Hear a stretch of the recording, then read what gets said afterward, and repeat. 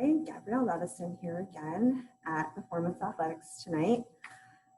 At the end of my event presentation 2 weeks ago, I mentioned some topics that I would want to go into greater detail about with people if they wanted to, just with timing. So I'm going to get into those now.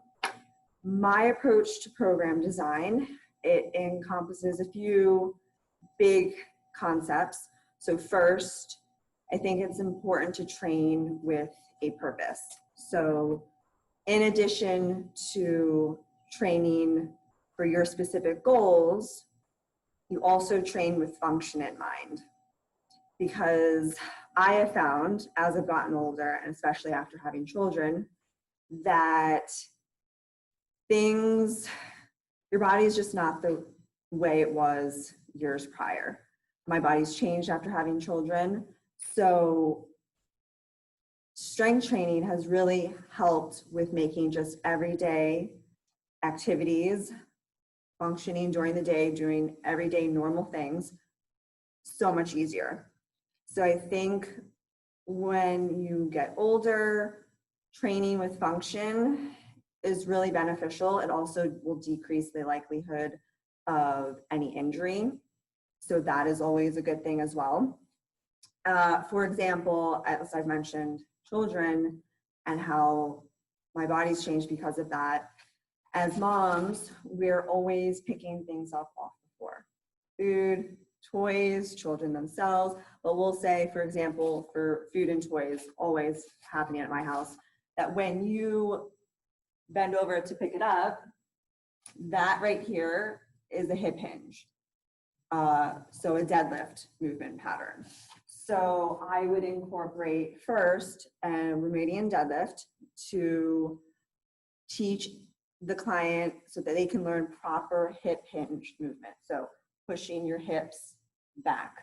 So I would say, like example, imagine pushing or closing a car door just with your butt, so that they could learn that. Another good way to do that is butt taps against the wall to really just focus on pushing your hips back.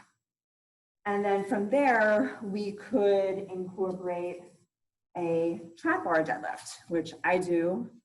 It's always one of my workouts. I work out 3 times a week, and it's my favorite lift. So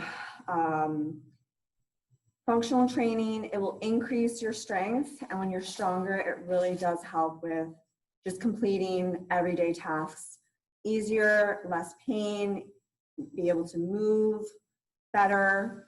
And as moms, we're always multitasking. So another example would be squatting. I squat down with Sienna, holding her all the time because I'm always doing something. When I pick her up off the ground, I don't just bend over and lift her. I actually squat down to pick her up. So just things like that, keeping function in mind when structuring a training program, how it can translate into your everyday life. So as I mentioned in the beginning, your specific training goals, I think it's really important in the beginning to have a conversation, trainer to client, but also the client with themselves, about connecting their reasons for lifting to deeper personal values. So what really matters to them, what they value the most, who they are right now, who do they want to be, and then recognizing that along the way, along your life, you'll be in different stages. So you might have different values come when you're 30, such as me, 34 right now. I have 2 kids instead of 1 when I first started out. So I started off with the goals of, I was really thin and I didn't want to be skinny anymore. And then I remember telling my trainer, like, I want to put on muscle. I want it to be visible. I want it to shine. And also had some areas of pain that I wanted to get rid of. And then I just really wanted to feel strong. Like, I never remember feeling strong. And that was the goal, to exhibit real, true physical strength and see what my amazing body can do. So, but now, like I said, I'm in a different part of my life right now. And a new value that I've added in for why I train and why I lift is for my kids, so for Luke and Sienna, to be a good role model for them, especially Sienna.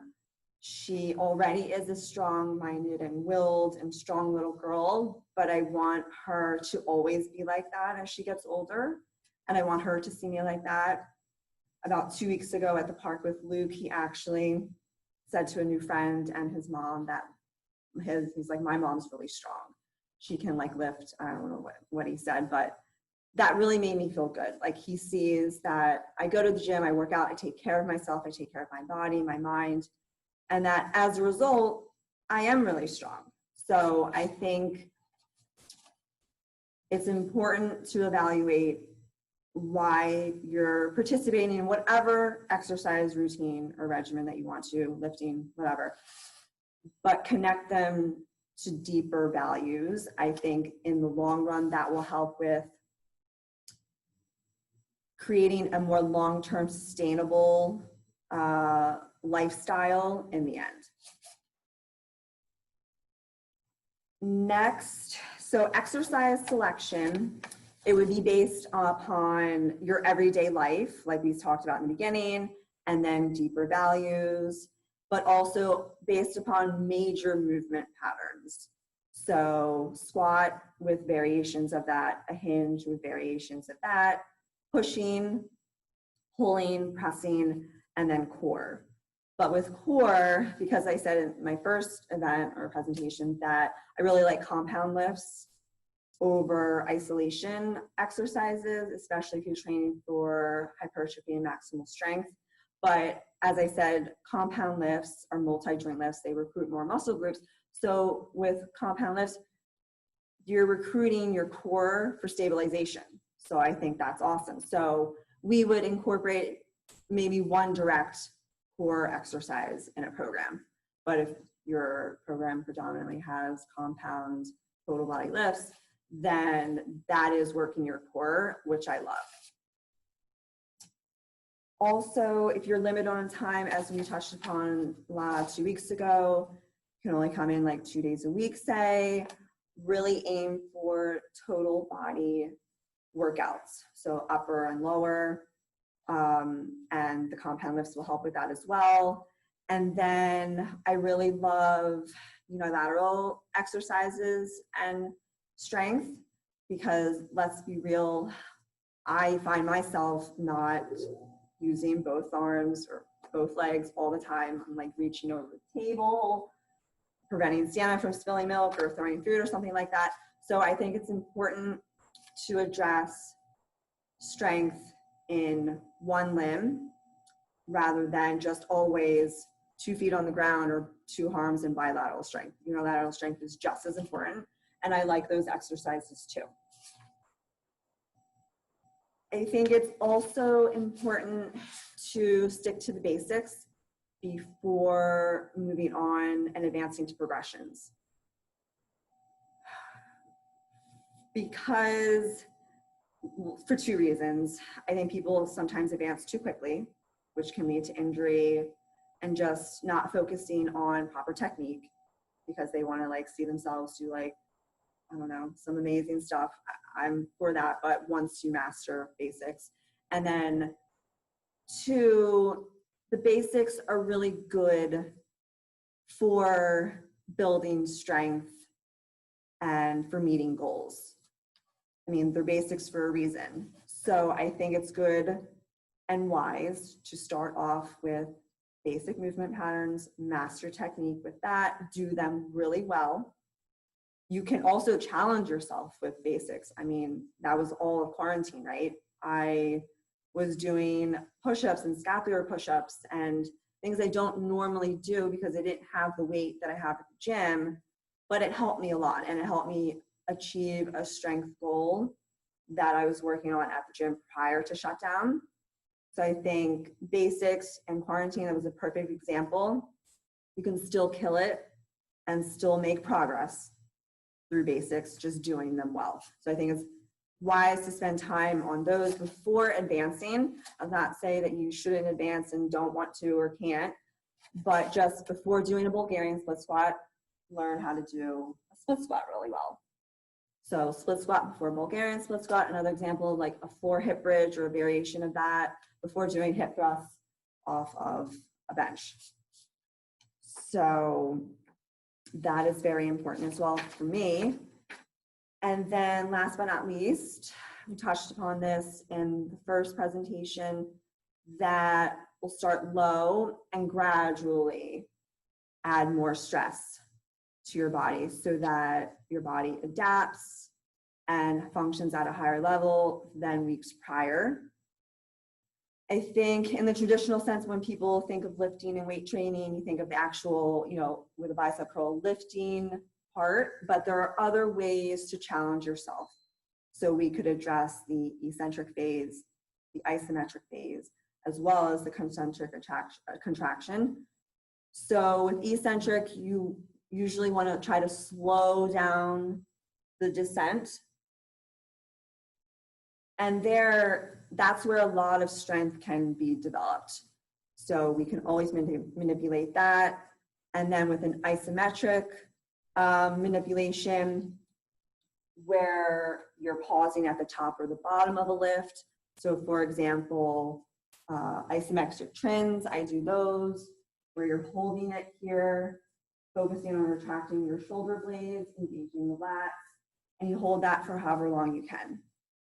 Another example will be a hip thrust off the bench, pausing at the top there to really engage your glutes and get those working. And then last example would be a squat, pausing, at the bottom and holding that for however long you can. All of those are challenging, so I think it's important to address all of those. And then likewise, you could address other variables and manipulate those, such as training volume. Talked a lot about that. Increase your training volume by increasing sets and reps. With that though, you could also decrease your volume if you're increasing your load and the intensity. So the effort required to complete the lift. If you're at maximal effort to complete that lift, then your training volume will be low. So depending on your load and intensity, we would then manipulate your volume. Again, your tempo of certain reps, going slow, and then a controlled, fast, explosive, concentric contraction, things like that.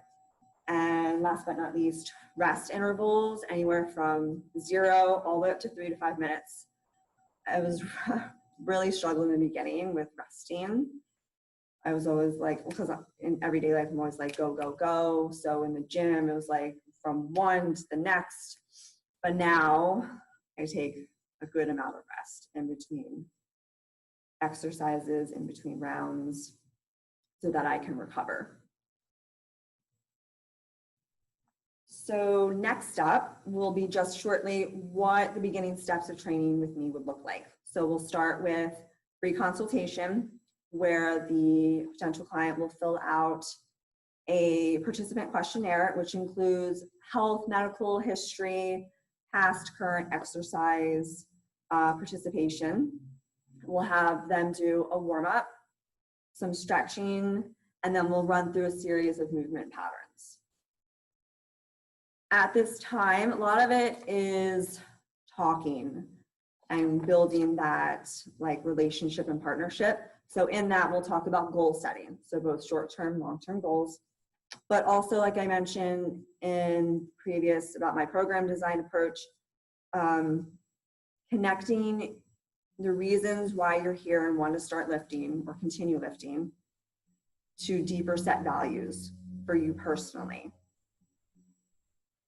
And then, as I said, there's a lot of talking that first time. I think it's a good time to build trust and realize that it's a partnership. It goes both ways. If something doesn't feel great, let me know. I'll adjust it. If you want something specific or you're looking for something really specific, tell me and we'll talk about it. If you're running into barriers or challenges, please come to me. I'm here to help. I'm here to help navigate you through this process and journey, and we'll come up with a game plan together. If your goals change, which is completely normal, also tell me, and we'll sit down and we'll talk about new goals. So that partnership, relationship building, and trust, and just the client being comfortable with me and me with the client, I think that's all very important, just as much as the training.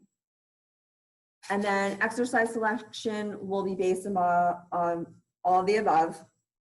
So the movement assessment, what their goals are, their values, and then we'll just start training. So begin 2 or 3 times a week, of course, depending on your availability and desire of how much you want to be in the gym training, and get you comfortable with technique and just through daily routine of being here at the gym for an hour or so. And then my greatest hope would be for you to have fun and enjoy the process of it all, of meeting your goals and becoming who you want to become. I'm going through this now, but I know it's really hard to enjoy the process all of the time. So with that said, there are going to be some days where you're like, I don't like the process. I don't like today. It's not feeling great. I don't feel great. I know where you're coming from because I'm there right now. But feelings do change from day to day, hour to hour, minute to minute. So it's okay to feel not so great, but know that tomorrow you might feel a little bit better. So try to stay the course and just try to go with the process.